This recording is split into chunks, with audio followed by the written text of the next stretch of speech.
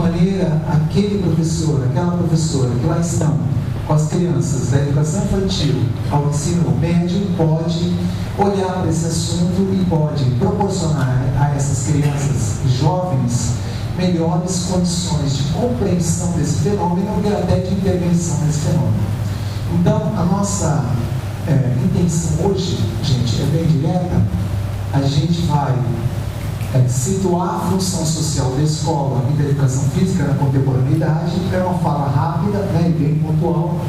Depois, problematizar a relação esporte e educação física.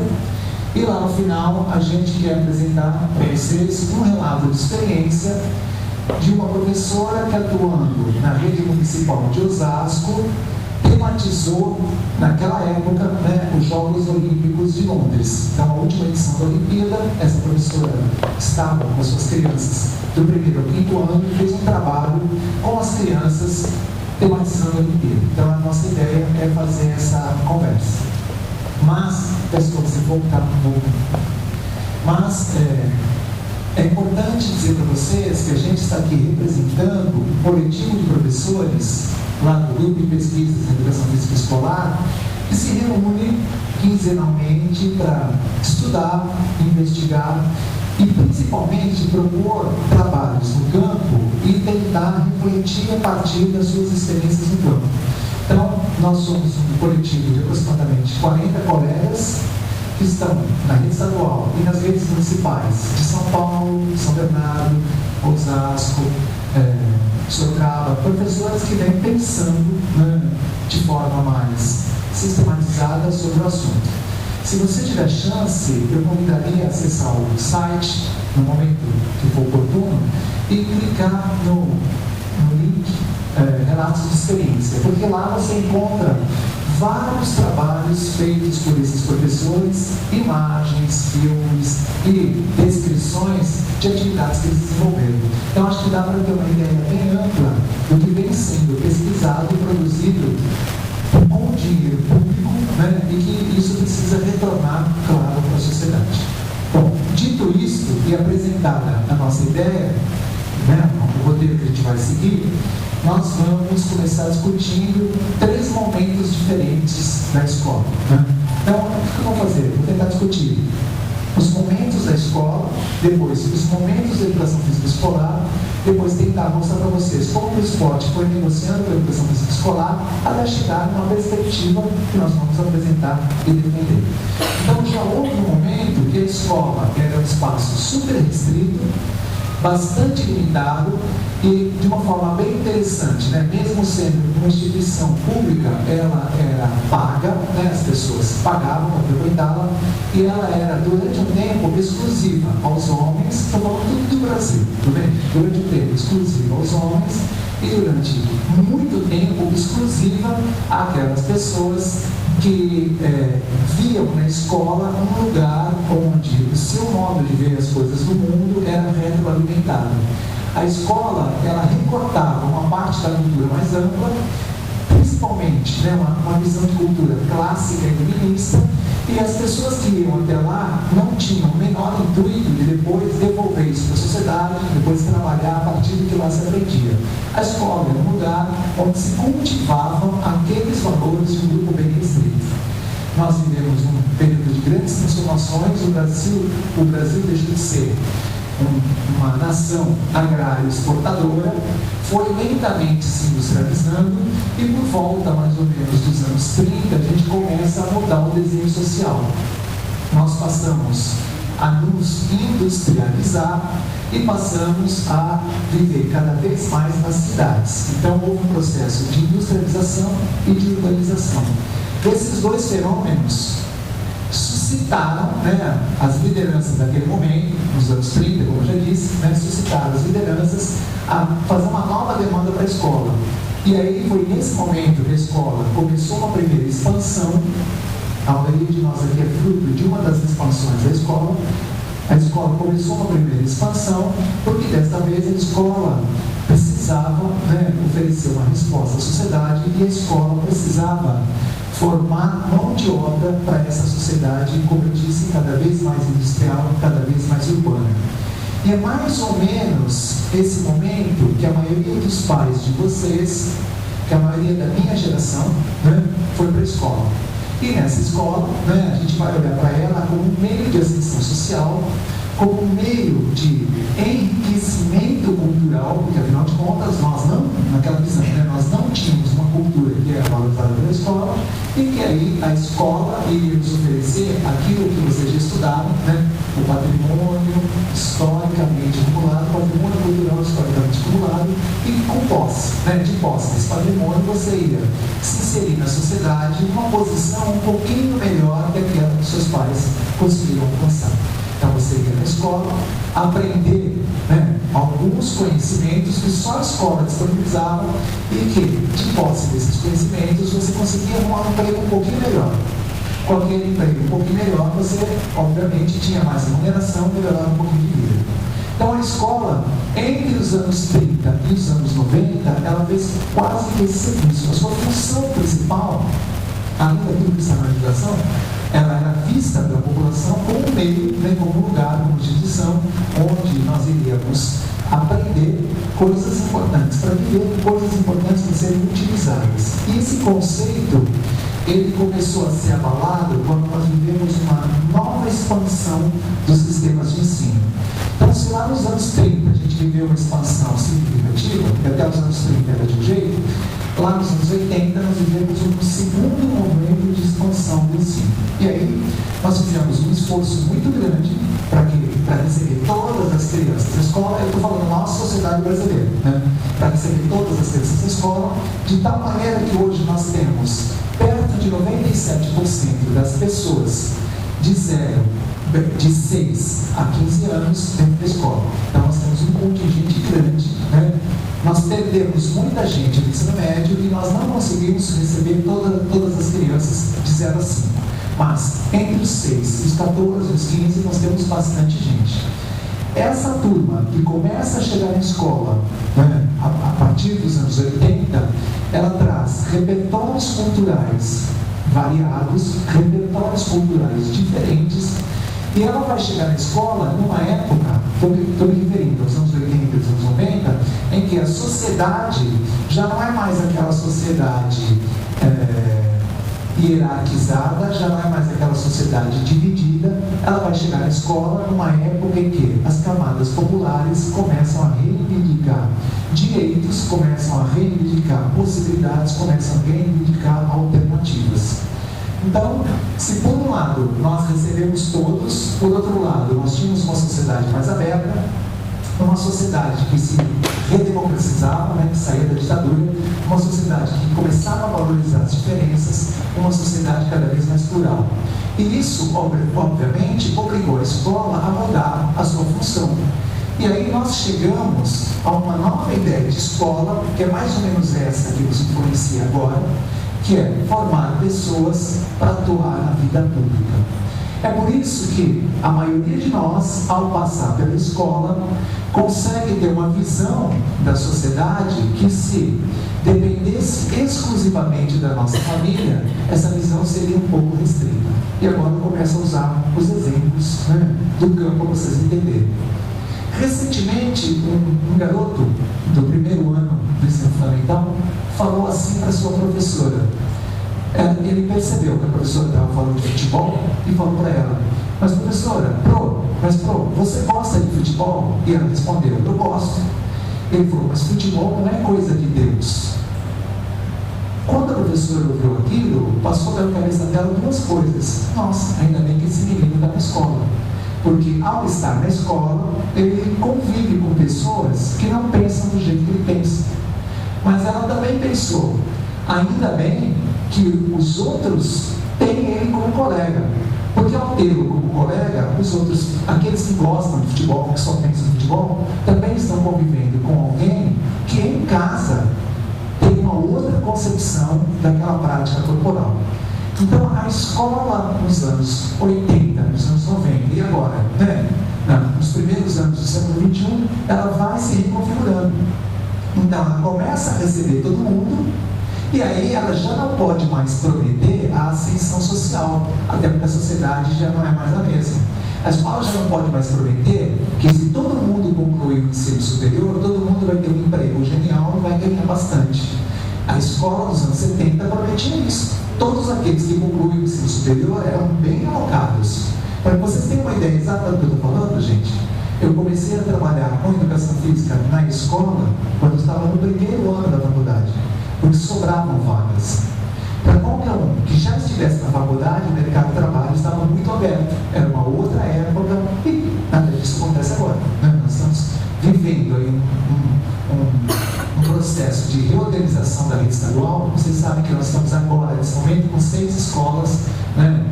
Onde as crianças, os jovens ocuparam essas escolas. 6 escolas no estado, né? Na cidade de São Paulo. Então, se você parar para pensar e olhar, né, esse movimento que está acontecendo da rede estadual, você vai ter uma diminuição de postos de trabalho para os professores. Então, o pessoal que é o que a gente chama categoria O e categoria F vai perder a sua vaga de trabalho, né, o seu posto em função dessa reorganização. Então, para pensar no que eu acabei de dizer. Né, há 30 anos atrás, se a pessoa tivesse no primeiro ano, ela já arrumava um emprego na faculdade. Já arrumava um emprego se ela tivesse no primeiro ano da faculdade, já arrumava um emprego na escola. Nós tínhamos vagas, né, sobrando de alunos e de professores, e nós tínhamos carência de professores, carência de uma mão de obra qualificada. Bom, com a expansão do ensino, com o acolhimento de todas as crianças, também com o acolhimento de muitos professores, de muitas áreas, nós vamos olhar para a escola de uma outra maneira. Então, você já não pode mais esperar na escola que ela te forme para você ter uma inserção num emprego mais qualificado. Você já não pode mais esperar na escola que ela te ensine conhecimentos que só a escola vai dar conta, porque você pode obtê-los em muitos outros espaços. Então, que espécie de contribuição a escola pode dar? Primeiro, gente, a escola é uma agência que consolida uma certa identidade para aqueles que lá a frequentam, né, para aqueles que a ela vão. A passagem pela escola vai nos fazendo pensar que o único jeito de estar na sociedade é passar pela escola. Essa é uma das marcas que a escola deixa. A escola nos ensina coisas que fora da escola dificilmente a população inteira terá acesso. Por exemplo, cuidados com o corpo. A escola é super eficaz na transmissão de uma certa higiene corporal. Ela faz isso com muita força. A escola também é super eficaz na disseminação de um tipo de comportamento que é bem característico dos grupos melhor situados na escala social. Aqui a gente aprende normas de comportamento, normas de lidar com os outros, né, uma certa forma de relação, que ela é típica, né, dos setores da burguesia, dos setores elite, mas isso ficou disseminado entre nós. A escola também vai transferir, né, certos princípios religiosos, a escola vai transferir um certo conhecimento científico, mas, diante de tudo isso, se eu já não posso mais arrumar um emprego melhor, para que serve a escola? A escola vai me ajudando a entender o mundo do jeito que ele é. A escola vai me ajudando e vai me dando condições para pensar numa forma de intervenção um pouquinho mais qualificada nesse mundo. Eu vou trazer uma questão bem simples. Acho que a maioria de vocês está acompanhando o debate que nós estamos vivendo ao redor da questão de gênero. Por que é muito importante que o professor de educação física se sensibilize e pare com as aulas que funcionam assim? Metade do tempo os meninos usam a quadra, a outra metade as meninas usam a quadra. Nós já sabemos, já existem milhares de estudos que estão mostrando que isso apenas legitima as diferenças, que isso apenas reforça o preconceito. Uma vez ciente disso, o professor pode desenvolver suas aulas de outra maneira, de maneira a formar meninos que reconheçam as meninas e o processo de construção social da motricidade e a formar meninas que não aceitem esse tipo de distinção e que possam atuar para transformar essa realidade. Gente, isso não vai acontecer em casa, tampouco vai acontecer na praça, nem muito menos, né, no meio da rua. Isso só pode acontecer na escola. Então a escola vai nos proporcionar saberes, experiências, vivências, conhecimentos que vão nos permitir agir no meio social de uma outra maneira. Por aí passa aprender a brincar, por aí passa aprender a dançar, por aí passa aprender a ler, por aí passa reconhecer as danças que existem, reconhecer os textos que existem, por aí passa fazer análises de vídeos, por aí passa um sem número de experiências pedagógicas que, uma vez disponibilizadas, permitirão que as crianças e jovens tenham uma vida mais digna, uma vida mais qualificada, uma vida mais democrática. Tudo bem, gente? Então, se a gente parar para pensar que a escola já foi exclusiva para as elites, exclusiva para os homens, hoje a escola é para todos. Hoje a escola já não tem mais o intuito de formar mão de obra.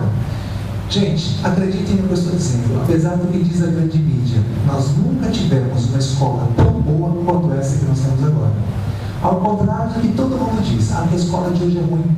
Quando alguém fala para você que a escola de antigamente era boa, a escola de antigamente recebia 100 crianças e entregava 30 no final da 8ª série. A escola de mais antigamente ainda, quando a gente chegava nos anos 50, estou falando de escola dos anos 80, a escola dos anos 50, ela recebia 100 crianças e entregava 3 quando terminava a 8ª série. Então não dá para dizer que essa escola era boa. Então, às vezes, as pessoas ficam falando de uma escola que é conteudista, de uma escola onde as diferenças não cabiam. Gente, faculdades de educação física já tiveram que construir piscinas porque os seus estudantes negros não tinham o direito de frequentar as piscinas alugadas pelos clubes. Se nós temos hoje uma faculdade de educação física que recebe jovens de todos os setores sociais, gente, isso é fruto do processo de escolarização. Então, vamos olhar para a escola que nós temos hoje, né, para a gente poder qualificar a escola que nós temos hoje e, às vezes, né, combater aqueles que estão atirando as pedras na escola sem saber direito, né, o que eles estão fazendo. Afinal de contas, né, há um certo setor aí da mídia que tem um interesse muito grande em desqualificar a escola que aí está, porque eles vão vender suas apostilas, aí eles vão vender os seus sistemas de ensino em casa, aí eles vão vender os seus cursos online, né? Porque aí a gente desvaloriza a escola e vende um outro produto. Muito bem, dito isto, é óbvio que para cada visão de escola, nós tivemos uma visão de ensino de língua portuguesa. Para cada visão de escola, nós tivemos uma visão, uma concepção, uma vertente de ensino de matemática, de arte e, claro, também de educação física. Então, as propostas de educação física que existiram, as propostas de educação física que existem, elas procuraram dialogar, porque uma delas já não está tão presente, elas procuraram dialogar sempre com as escolas que nós tínhamos, sempre com a função que a sociedade atribuía a essa escola. Então, nós já tivemos, né, uma educação física que tinha como objetivo principal constituir um corpo higienizado. O Brasil, como eu disse, vinha se industrializando, nós passamos a conviver nas cidades. As cidades eram um foco de contaminação, de doenças, né, não tinham saneamento, etc. E aí, um movimento europeu, que todo mundo aqui já estudou lá no primeiro ano da faculdade, um movimento europeu foi importado, atirado nas nossas escolas, e a gente pensava em produzir corpos higienizados através dos exercícios físicos. Então, a primeira entrada da educação física na escola, ela procurou formar corpos saudáveis, e através de uma certa ideia de saúde. Então, mais ou menos aquela noção que aparece lá. O tempo vai passando, veio a Segunda Guerra Mundial, nós tivemos uma transformação social novamente bastante grande, e nessa transformação social, o mundo se dividiu em 2 blocos. Vocês sabem que nós ficamos do bloco do lado, né, dos países capitalistas, e nós incorporamos suas propostas de ensino. Se a ginástica era uma prática europeia, mas da Europa continental, com muitas restrições, o esporte era uma prática da Inglaterra. O esporte era uma prática que queria formar um caráter de uma determinada maneira. O esporte era uma prática que era absolutamente distante daquela da ginástica. O Brasil vinha numa sociedade industrial, o Brasil vinha se remodelando, o Brasil vinha se modernizando, ora, caiu como uma luva. Os primeiros educadores a defenderem o ensino do esporte na escola não foram os professores de educação física, foi o pessoal de um movimento chamado Escola Nova, que eu imagino que vocês tenham estudado. O movimento Escola Novista vai defender, né, a substituição da ginástica pelo esporte. E aí, entre os anos 40 e os anos 70, nós tivemos um percurso, né, de ensino esportivo, porque na verdade a gente queria instaurar na população aquele comportamento esportivo que era um comportamento que combinava com uma sociedade industrial. Quebrar recordes, igualdade de condições, que vence o melhor, você depende de quanto você se esforça, tudo isso que está no ideário esportivo era disseminado nas escolas para que as crianças se apoderassem disso e a sociedade se apoderasse disso. A sociedade foi se esportivizando, carro esporte, moto esporte, campeonatos de todos os tipos, e isso ficou muito forte com o decreto 69450 de 71, que reorganiza a educação física e vai propor esse tipo de ensino de cabo a rabo. Muito bem, mas, né, a área não para de ter os seus embates. Como eu disse para vocês, nos anos 80 a escola se democratiza, a escola começa a receber pessoas de todos os lugares, e aí aquela proposta de ensino esportivo passa a sofrer alguns questionamentos. Os anos 80, vocês já devem ter estudado, né, foi um período de questionamento da escola e da educação física. E aí surgiram dois movimentos interessantes nos anos 80. Um movimento que vai dizer assim: vamos nos apropriar dos conhecimentos da psicologia e vamos fomentar um ensino da educação física que colabore para desenvolver comportamentos cognitivos, afetivos, sociais e motores. E aí nós tivemos duas boas propostas, que eu imagino que todo mundo conhece. Uma proposta chamada, conhecida, reconhecida pelo nome, né, desenvolvimentista, ou também educação do movimento, e tivemos uma proposta chamada psicomotora, também conhecida como educação pelo movimento. Então, essas duas propostas, elas estão inspiradas na ideia de desenvolver comportamentos. Elas vão prometer que pela educação física, no segundo caso, ou na educação física, no primeiro caso, a gente vai formar pessoas desenvolvimentalmente completas. Tudo bem? Conhecida, é só importante situar. Só que no mesmo movimento aparecem, né, em vários lugares do Brasil, pessoas que vão dizer: não, mas essa escola do jeito que está, ela só contribui para reforçar, para legitimar, para reproduzir as desigualdades sociais. Nós precisamos de uma escola que ajude a transformar a realidade. Nós precisamos de uma escola que ajude a mudar a sociedade. E aí, esse movimento também aconteceu nas outras áreas de conhecimento e também influenciou a educação física.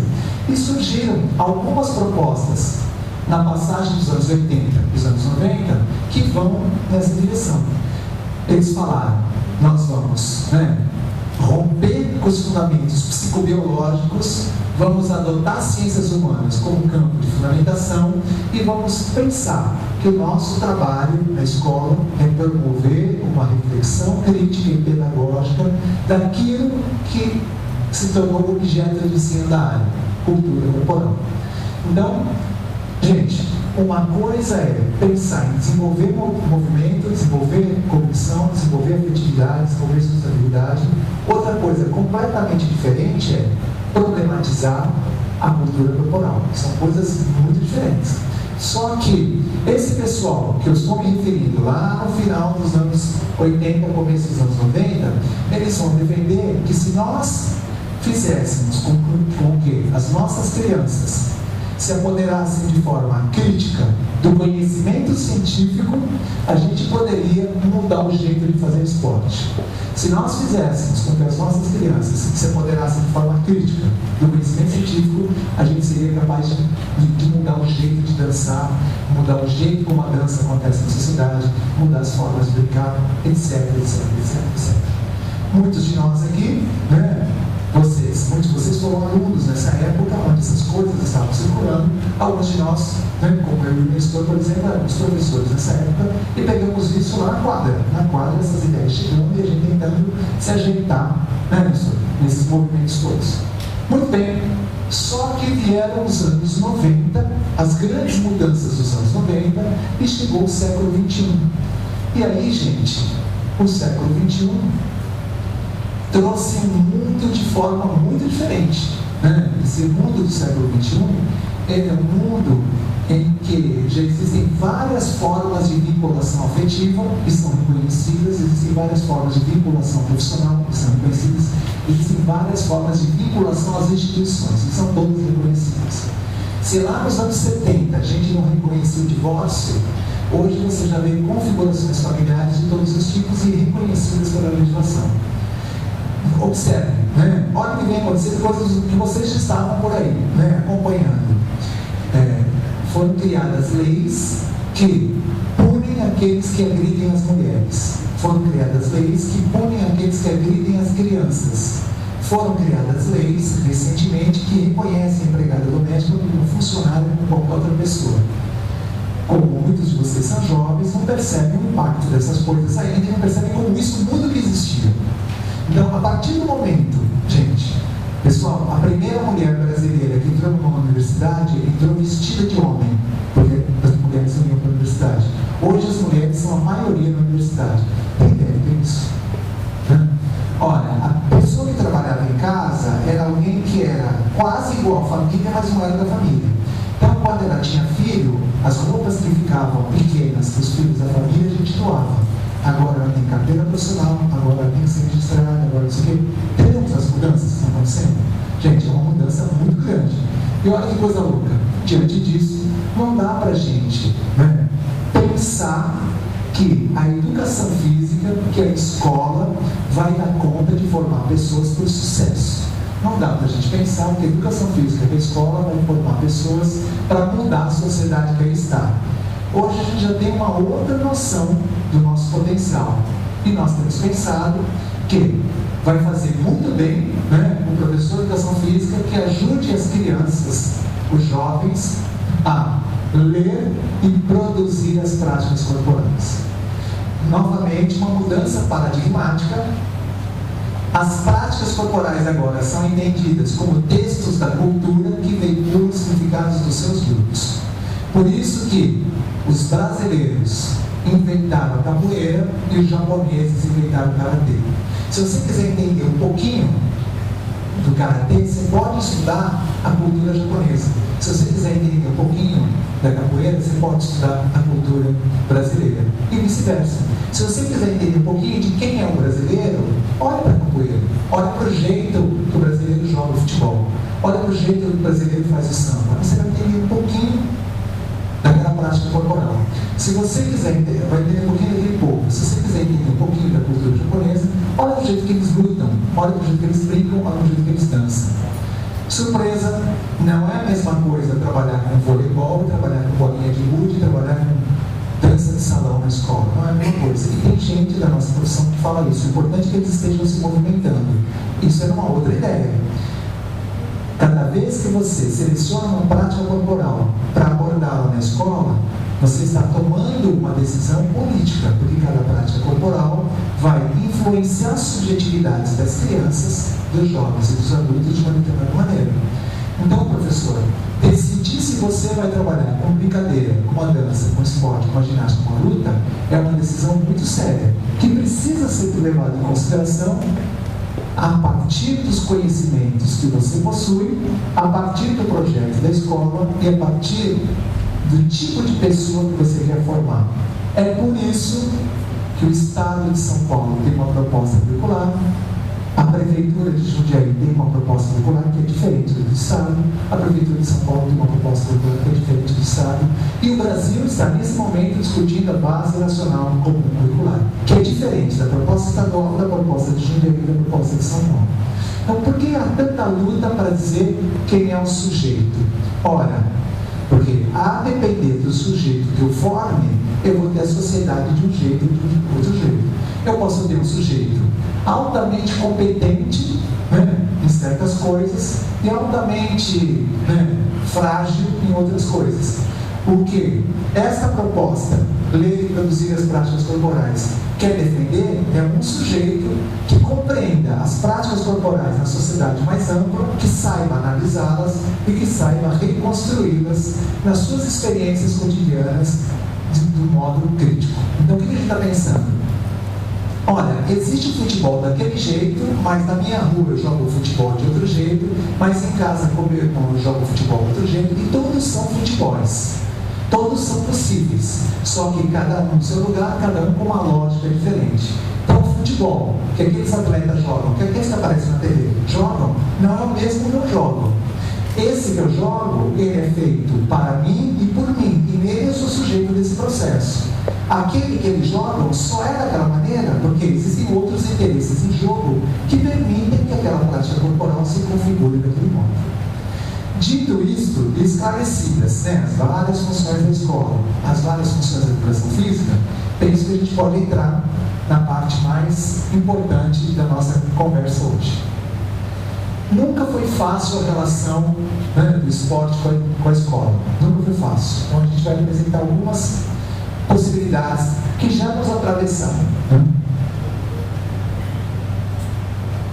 Então, como eu havia dito, já houve um momento que nós tentamos levar o esporte para a escola e fazer com que aquela população, as crianças e jovens, fixassem seus gestos e principalmente o conjunto de valores que estavam embutidos no esporte. Como eu disse, para a gente retomar uma coisa bem antiga, bem conhecida de todos vocês, aquele antigo fair play, ou seja, um certo tipo de pessoa, um certo lote, a prática do esporte iria inspirar-nos a adoção de comportamentos altamente elitizados. Basicamente é isso. Vamos lembrar que o esporte foi durante muito tempo proibido para as mulheres, proibido para todos aqueles que não eram brancos. O esporte era uma exclusividade das elites, o esporte era uma exclusividade dos brancos, durante muito tempo. Então, nessa época, a ideia era fixar isso, espalhar isso para todo mundo. Só que, lá nos anos 80, teve aquela influência da psicologia, e o esporte passa a ser visto como um meio de desenvolver comportamentos.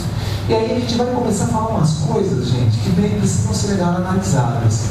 O esporte como forma de educação, o esporte como forma de socialização, o esporte como forma de inclusão, começam a circular esses discursos que precisam, no mínimo, de uma leitura crítica de quem está falando, de quem está ouvindo, de quem está lendo essas coisas. O esporte passa a ser apresentado como uma maneira de educação das crianças.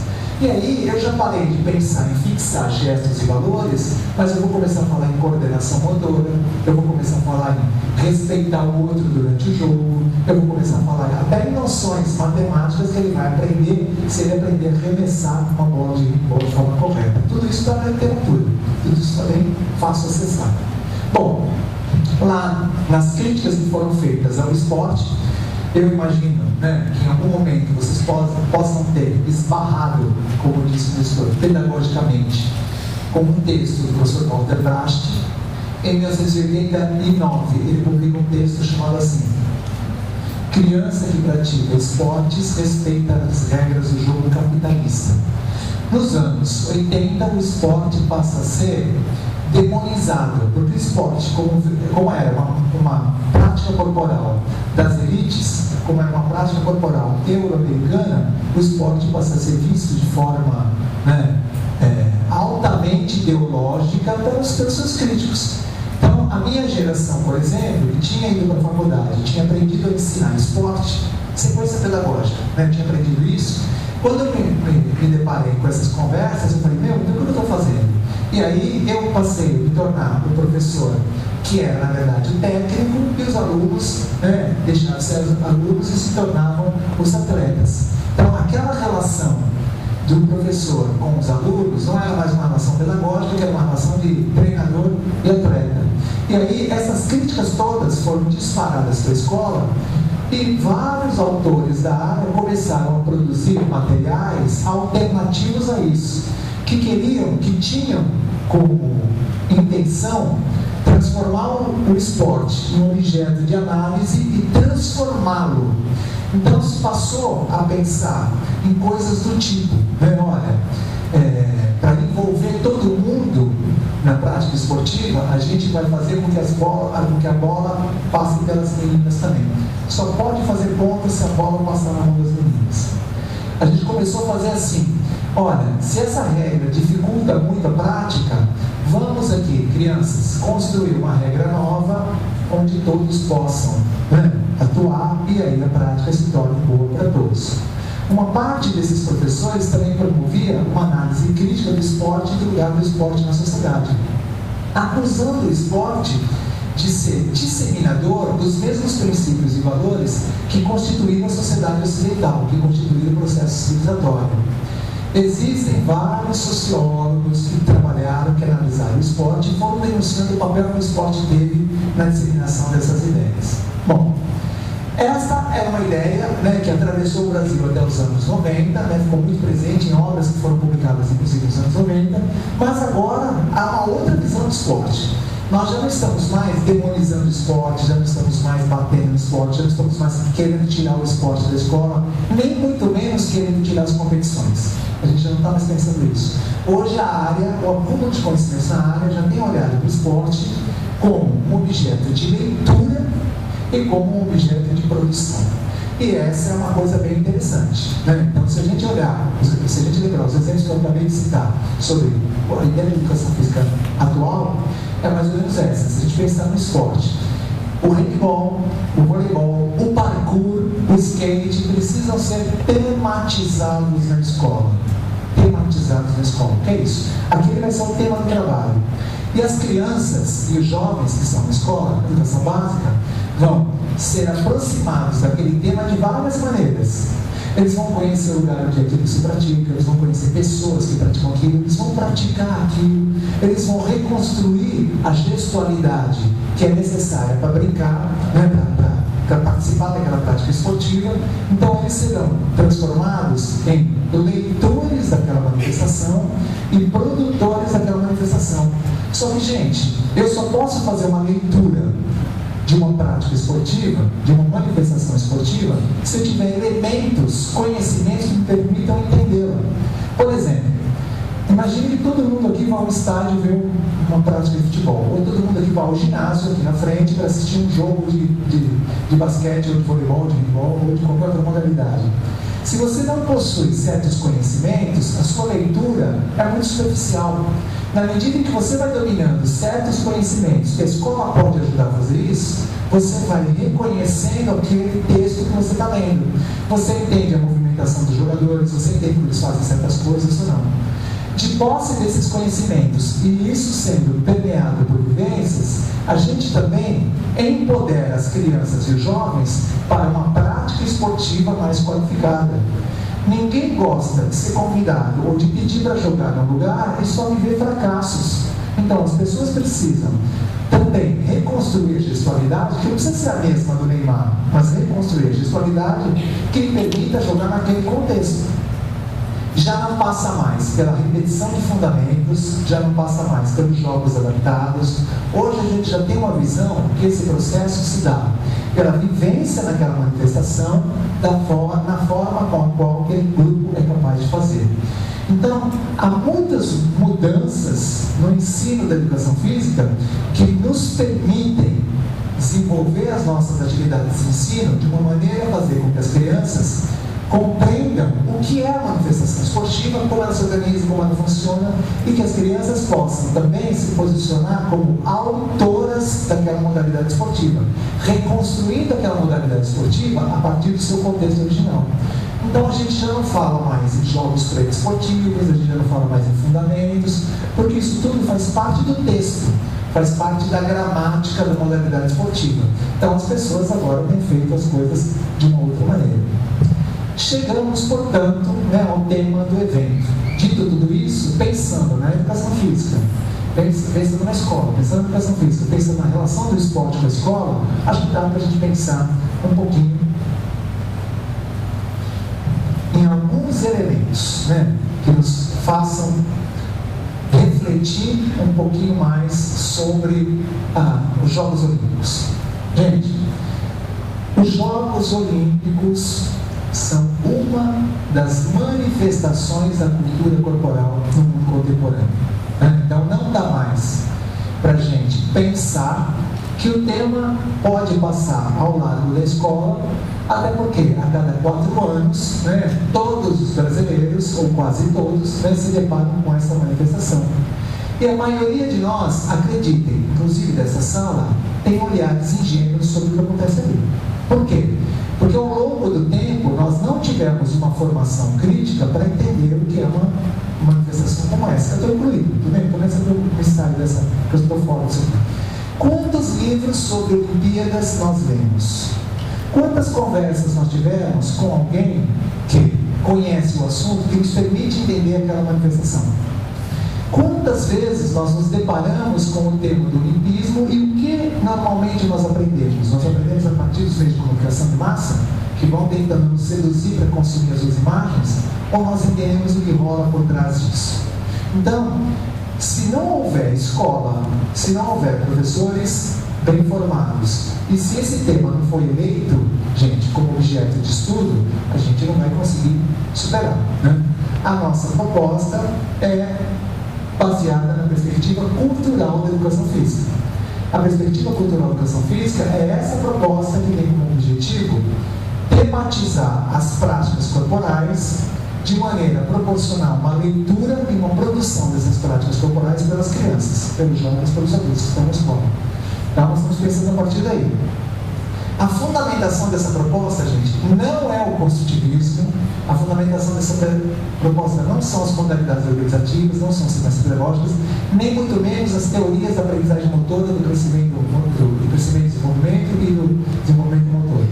A fundamentação está nos estudos da cultura, nos estudos culturais, no estruturalismo. Então, hoje, há outros campos teóricos do século XXI que estão nos ajudando a entender como a sociedade se organiza. Então, essa proposta rompe com a psicologia do desenvolvimento, com a psicologia da aprendizagem, com a psicologia da educação, e ela vai falar, olha, o campo onde o professor vai se fundamentar são os estudos da cultura. E não da antropologia, tudo bem, gente? Eu não estou falando da antropologia, já existem propostas pensando na antropologia.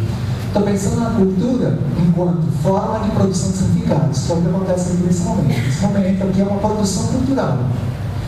Vocês estão ouvindo o que eu estou dizendo e estão atribuindo um significado para aquilo que eu estou dizendo. Esse é um campo de produção de significados. Então, essa perspectiva cultural, ela tem como base alguns princípios e alguns procedimentos.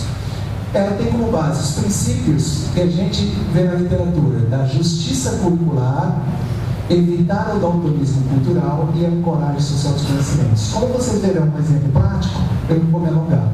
E ela tem como procedimentos o mapeamento, a ressignificação, o aprofundamento e a ampliação. Então, na boa, gente, na boa, pré-desportivo não tem nada a ver com o que eu estou falando.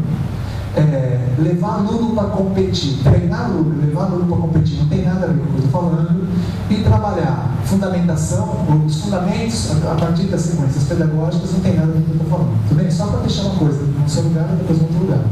O campo teórico aqui é outro e as formas de trabalhar são outras. Então, aquela fala que às vezes a gente vê o professor fazer, do tipo, mas é só mudar a atividade ou mudar a estratégia, essa é uma fala tecnicista, não tem nada a ver com o que eu estou falando agora. Esses currículos, essas propostas, eles estão ancoradas, as propostas inspiradas na cultura, elas estão ancoradas nos estudos da cultura. Não tem nada a ver, né, com outras propostas que circulam por aí.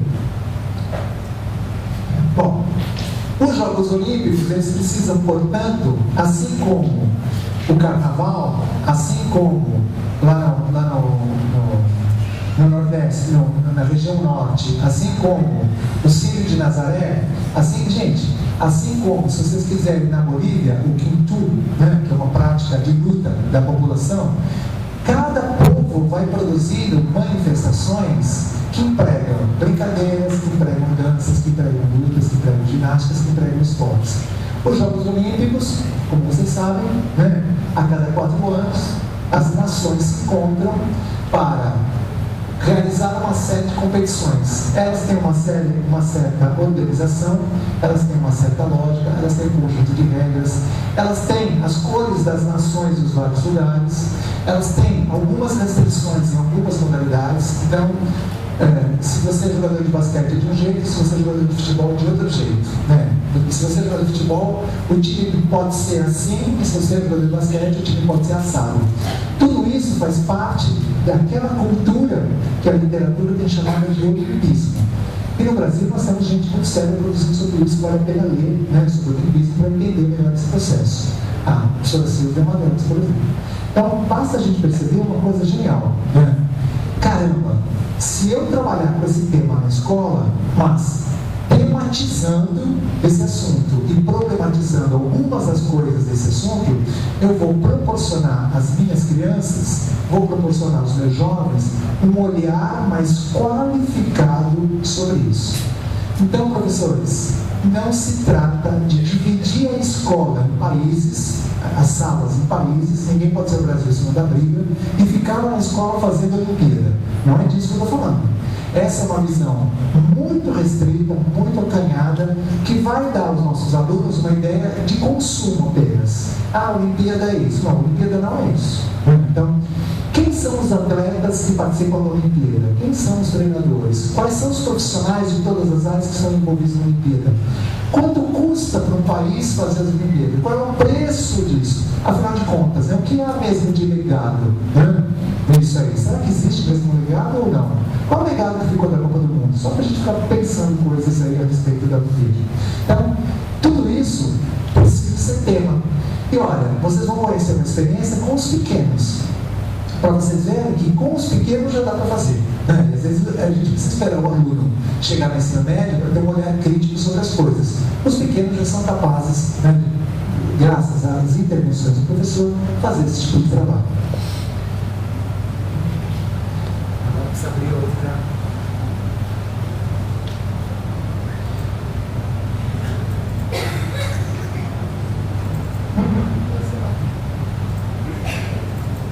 Obrigado. Foi assim que a professora batizou. Era uma escola em Osasco, a Olimpíada era em Londres, e a professora fez com as crianças esse trabalho. Durante o primeiro semestre inteirinho, o tema foi os Jogos Olímpicos de Londres. E aconteceram coisas, gente, geniais. Vou contar uma delas. O projeto se chamava De Osasco a Londres. As crianças das aulas de educação física estavam tematizando os Jogos Olímpicos e tudo que envolvia os Jogos Olímpicos, uma parcela daquilo que está envolvido nos Jogos Olímpicos. Quando era mais ou menos o mês de maio, as Olimpíadas estavam para começar, uma das professoras da escola perguntou para ela: mas escuta, por que Londres? Eu não estou entendendo por que Londres. Estranho, né? Eu vou lembrar uma coisa para vocês que talvez vocês não se lembrem. A Olimpíada de Londres não foi transmitida pela Globo. Quando os eventos não são transmitidos pela Globo, gente, todo mundo que não assiste, que só assiste Globo, não tem a menor noção do que está acontecendo. Vai por mim. Era isso que está acontecendo. As Olimpíadas de Londres foram transmitidas pela Rede Record. Então, aquilo que a Globo sempre faz com você, comigo, que vai ter um evento que ela vai patrocinar, que ela vai transmitir, então ela coloca aquele minuto olímpico, né? Ela começa um ano antes falando da vida do atleta, da cara, da modalidade. Gente, ela vai preparando o espectador, ela vai te deixando interessado. Quer ver coisas legais para vocês pensarem? Qual foi a modalidade mais transmitida, mais assistida da Olimpíada de Londres? Qual foi? Pode falar. Atletismo? O que mais? Natação? A modalidade mais transmitida e mais assistida foi badminton. Badminton? Tudo bem, gente? Então, a Olimpíada que nós vemos não é a Olimpíada que os outros veem. Tudo bem? Estamos entendendo o que é fazer a leitura crítica? Aí você pode perguntar, por que badminton? Porque a China e a Índia compraram os direitos de transmissão. Só na China e na Índia já tem muito mais gente do que o resto. Então, amigo, às vezes a gente pensa que é a nossa modalidade, que é só porque a gente na época tinha o Cielo, na época tinha a Daniela Hipólito, na época tinha assim, a gente tem. Gente, nós vamos sendo educados para consumir uma certa modalidade esportiva. Por conta desta atividade de hoje, eu levantei o quadro de medalhas do Brasil em todas as Olimpíadas. Dá medo. Por que dá medo? As modalidades em que o Brasil é medalhado não tem diálogo nenhum com a escola. Diálogo nenhum. Então, às vezes a gente fica pensando coisas da Olimpíada, pessoal, na boa. Pode passar na Globo, pode passar no Jornal de Jundiaí, mas não tem a ver com professor de educação física. Alguém que está no ensino superior estudando o assunto não pode continuar com o discurso fanista e não pode continuar com o discurso crítico sobre as coisas como elas estão, tudo bem? Dá para a gente começar a contemporizar, né, um pouquinho as questões. Então esse trabalho foi desenvolvido nessa escola, né, por essa professora. Então a gente está respeitando o material que a professora produziu. E ela produziu esse material porque naquele ano, em 2012, a rede municipal estava fazendo 50 anos e houve um evento onde as professoras e professores apresentaram seus projetos. Então, nos anos anteriores, no que eles chamam lá terceiro ciclo, a professora tinha trabalhado com as práticas corporais nos desenhos animados. No quarto ciclo, que é o quarto e quinto anos, a professora tinha trabalhado com brinquedos radicais: skate, patins, patinete, carrinho, rolimã e bicicleta. Com esse trabalho, ela teve como objetivos conhecer as manifestações corporais que fazem parte dos Jogos Olímpicos e Paralímpicos. Gente, sensacional! Sensacional! Para pensar o quanto que nós interagimos. Eu sei que Jundiaí tem uma tradição voltada com os Jogos Paralímpicos. E a nossa opção aqui é política. Tudo bem? Então a gente não vai falar Paralímpicos. A gente sabe, não vai falar. Nossa opção aqui é política. Mas não sei se você sabe por que ele mudou. Tá? Vale a pena estudar por que ele mudou. Então, olha, a gente não tem tradição de tematizar na escola os Jogos Paralímpicos. As crianças, quando as crianças foram pela professora estimuladas a continuar assistindo para ver os Jogos Paralímpicos, as crianças chegavam nas aulas se queixando com a professora: pô, professora, mas agora está tudo vazio, quando eram os Jogos Olímpicos estava tudo cheio, agora está tudo vazio. Olha que sacada para as crianças. Aliás, vai ver que a educação física escolar é muito boa, porque como o Brasil vai muito bem nos Paralímpicos, vai ver que a gente está tratando bem as crianças com deficiência na escola e está fazendo com que elas aprendam as modalidades. O que você acha? Todo mundo reclama do desempenho da educação física escolar nas Olimpíadas, mas ninguém lembra que o Brasil vai bem, né, nas modalidades paralímpicas, né? Bom, um outro objetivo: identificar as características das manifestações corporais vivenciadas. Mais um: analisar o contexto histórico, as transformações ao longo do tempo e a relação com os grupos sociais e as diferentes identidades que criaram e recriaram os Jogos Olímpicos e Paralímpicos. Mais um objetivo: conhecer o contexto das práticas corporais estudadas que são vivenciadas no município. Olha lá, conexão de Osasco com Londres. Sobre os representantes dessas manifestações do município, quais são os lugares de prática, as possibilidades oferecidas, o profissionalismo e a prática por lazer. Então, a professora organizou algumas atividades de conhecer o município, as crianças munícipes de Osasco conhecendo os lugares de prática que tem das modalidades olímpicas em Osasco. Identificar os praticantes das modalidades eleitas, quem são, suas origens, seus percursos, seus projetos de vida, suas relações com o esporte e os demais praticantes. Como que ela selecionou as manifestações? Quais manifestações corporais são praticadas no município, nos Jogos Olímpicos e Paralímpicos, e pode dialogar com os objetivos? Ela identificou ginástica artística, porque no município tem um ginásio e está presente nos Jogos Olímpicos e na leitura de mundo de algumas crianças. A professora fez um trabalho com revistas, recortes de revistas, e as crianças foram identificando em várias revistas a presença da ginástica. Eu quero também lembrar, gente, que em 2012 circulava muito, graças às atletas brasileiras, circulava muito na televisão a ideia da ginástica. Outra modalidade que ela trabalhou foram as lutas, aulas para algumas crianças. Na própria unidade educacional tinha aula dessa, no contraturno de um projeto que na época existia, tinha essas aulas. Algumas crianças que não participam das aulas, no contraturno, demonstravam interesse, observavam e comentavam a vivência de anos anteriores. Bom, vivência das técnicas e gestos característicos das manifestações corporais estudadas. Está vendo aí alguns movimentos que foram propostos pela professora. Conhecimentos das regras, organização de competições, treinamentos, vestimentas e materiais utilizados nessas manifestações corporais. Adaptação de materiais para a vivência da escola, utilização de músicas apreciadas pelos alunos. Tudo isso foi ajudando a professora a montar as atividades.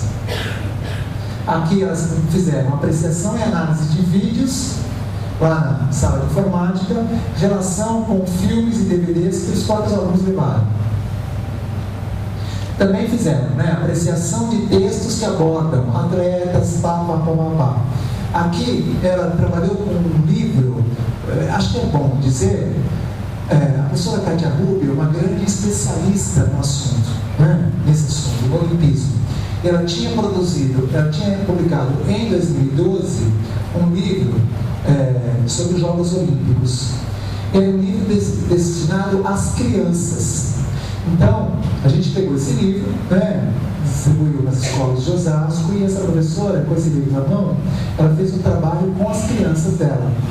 Mas eu queria citar o livro porque o fato da professora Kátia Rubio ter usado os símbolos olímpicos e o nome olímpico no livro, o presidente do COB, na época, moveu um processo contra ela, só porque ela usou símbolos, porque aquilo era restrito do COB. Aí a Kátia começou a mandar e-mail para todo mundo, nos meios de comunicação, até o dia que foi dar no blog de julho até hoje. Fez uma crítica medonha, aí o Comitê Olímpico retirou esse processo contra ela. Você lembra disso, pessoal? Bom, e aí, olha lá, ela teve o início da leitura do livro e de uma revista, conversa com um professor de judô da escola, que é atleta de judô e participa de campeonatos fora do Brasil. A professora também tentou fazer análise e interpretação das manifestações esportivas, objeto de estudo. Então fez vivência e apreciação dessa experiência, comparação com outros praticantes da manifestação, os feitos da prática. Ela foi ajudando as crianças a entenderem que as pessoas praticam uma modalidade olímpica por razões profissionais, por lazer, apenas para fazer as aulas. Ela apresentou vídeos sobre os Jogos Olímpicos, sobre os símbolos, sobre a importância.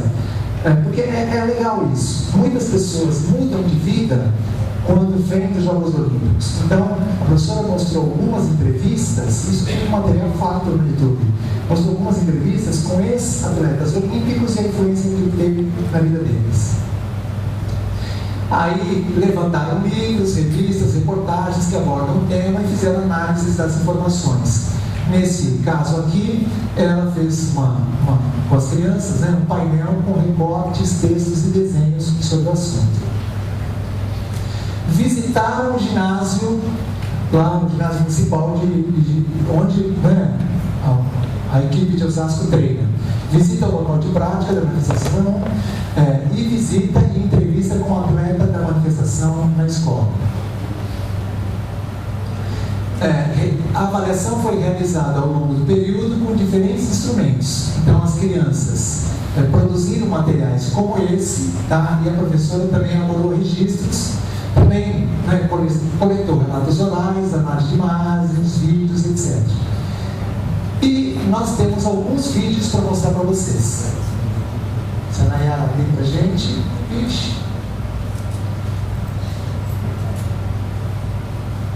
acho que você vai precisar ir aí, isso, Coloca ali, não.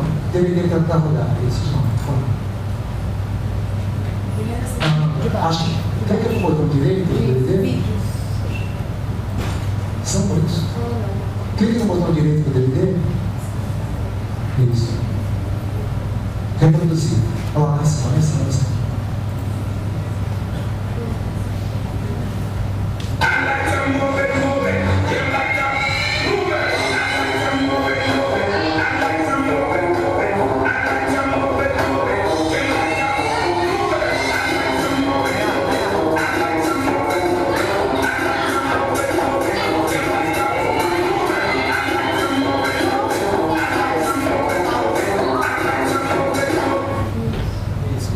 Então, lá, para vocês entenderem, aqui vocês estão conhecendo as coreografias que as crianças prepararam para apresentar. Então, a professora está filmando as coreografias finais. A professora trabalhou com ginástica artística, mas não foram, evidentemente, todos os elementos da ginástica. Lá no ginásio, as crianças puderam conhecer alguns elementos que na escola não tem. Na escola foi possível fazer essa apresentação e outras também. Mas essa aqui nós vamos assistir.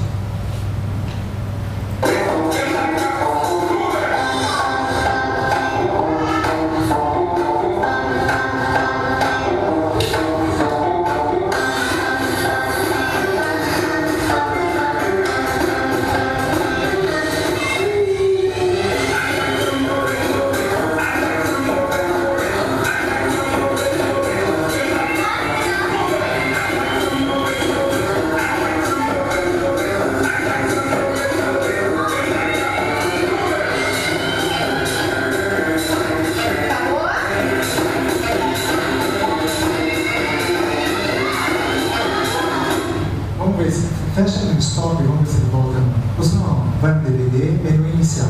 DVD, sim. Não. Volta onde você está aqui. Põe outra. DVD. Menu raiz.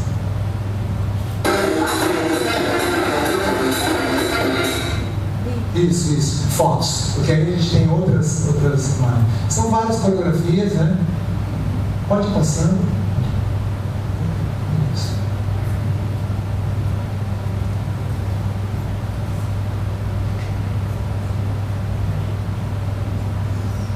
Então a ideia aqui fosse que as crianças tivessem uma vivência das condições de treinamento dos atletas.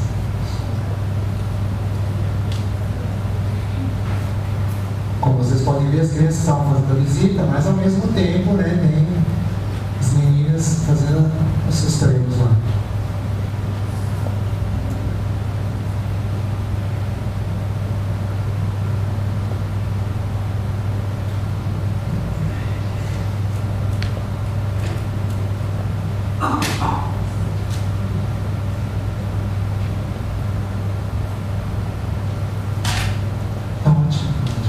Pode fechar. Então, o que a gente entende? Nesse mesmo semestre, a professora trabalhou com o quarto e quinto ano com judô, primeiro, segundo e terceiro ano com ginástica. O que a gente infere? Né? Se a professora tematiza a manifestação, as crianças conhecem o lugar de prática, as crianças conhecem qual é a característica da modalidade, as crianças reconhecem como é que ela funciona nos Jogos Olímpicos, as crianças conversam com pessoas que são vinculadas a essa modalidade, o olhar que as crianças têm sobre essa manifestação e sobre a ocorrência dessa manifestação nos Jogos fica ampliado. O que não impede, gente, aí vamos separar uma coisa da outra, né? O que não impede que as crianças continuem lidando com essas manifestações do mesmo jeito. Ninguém aqui se torna uma pessoa crítica com relação a uma prática corporal qualquer do dia para a noite. É necessário um trabalho bastante longo. Então, essas crianças, no primeiro ano, na fase em que elas estavam, né, no ciclo em que elas estavam, elas fizeram esse tipo de aproximação. Acabaram os Jogos Olímpicos, né, no segundo semestre as crianças voltam e tiveram o mesmo tipo de trabalho como uma outra manifestação, que pode ser uma dança, pode ser uma brincadeira, pode ser uma luta, e no outro semestre a mesma coisa, no outro semestre a mesma coisa. Então, o formato das atividades muda conforme o tema, mas o princípio que a professora está usando se mantém. Então, com o passar do tempo, as crianças vão olhando para as práticas corporais de uma outra maneira. Com o passar do tempo, as crianças vão se posicionando também como autores das práticas. Aquelas coreografias que vocês assistiram foram elaboradas a partir dos elementos da ginástica de solo que a professora e as crianças estudaram, a partir de vídeos, a partir de livros, a partir de exemplos que a professora poderia sugerir, e as crianças vão se posicionando também como autoras do processo. Deu para ter uma ideia, gente? Deu para ter uma ideia? Então, nós estamos pensando, nos últimos tempos, que o papel que a educação física pode, né, a educação física escolar pode estabelecer com os Jogos Olímpicos, não é de bani-los da escola, muito pelo contrário, não é de só olhá-los criticamente, muito pelo contrário, mas reconhecê-los como uma manifestação relevante da cultura esportiva e que precisa ser entendida, problematizada e discutida na escola. Esvaziando o seu caráter ufanista, o seu caráter de queixume, é importante que as crianças saibam, pessoal, que o que significa um bom desempenho olímpico tem muito mais a ver com as condições que a nação oferece do que com o empenho de pessoas, né, do ponto de vista individual. Então a gente tende a transformar aqueles que tiveram um mérito, né, nesses jogos, a gente tende a transformá-los em heróis ou super-heróis, e a gente acaba esquecendo, né, que são chamas, né, que não significam nada se a gente olha a longo prazo. E como todos nós aqui já conhecemos ex-atletas olímpicos, inclusive medalhados, que depois se tornaram pessoas com comportamentos bastante questionáveis, acho que sempre vale a pena a gente fomentar um pouquinho disso entre as crianças. Tudo bem, gente? Formar atletas não é formar pessoas, tá? A escola está lá pensando em formar pessoas. pensando em que é importante que as crianças saibam o que existe, saibam como funciona, possam fazer suas opções, mas sem olhar para a escola como um lugar que a gente vai formar pessoas para esse tipo de atividade. Tudo bem? Agradeço a paciência. Nós nos alugamos. Estou à disposição se vocês quiserem